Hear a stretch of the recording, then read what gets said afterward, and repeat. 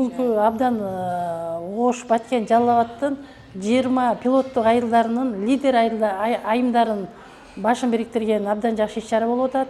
Бул Бириккен Улуттар Уюмунун өнүктүрүү программасынын жана Бириккен Улуттар Уюмунун тынчтыкты куруу фондусу бар. Ошонун каржылоосу менен Биом коомдук бирикмесинин ушул иш-чараны уюштуруп атат. Бул азыр баардыгыбызга көйгөй болуп аткан азыр суу маселеси.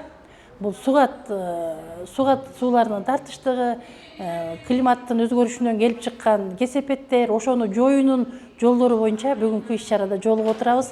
Абдан жакшы группаларга бөлүнүп, абдан жакшы пикирлерин айтып атышат. Биз бул иш-чарага катышуу менен жерлерге барышып, социалдык биримдик жана ар этностун өкүлдөрүнүн ортосундагы чыр-чатактарды жоюу боюнча дагы алгылыктуу иштерди алып барышат.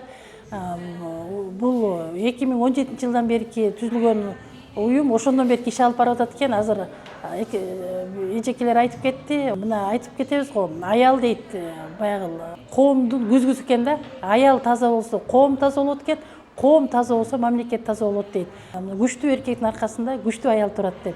Жүргүзүп аткан профилактикалык иш-чаралардын алкагында мен ойлойм, ошол сугат суу тартыштыгы боюнча бир жарандардын ортосунда чыр-чатак ушул жолборлор менен дагы бир нукка түшөт деп эсептейбиз.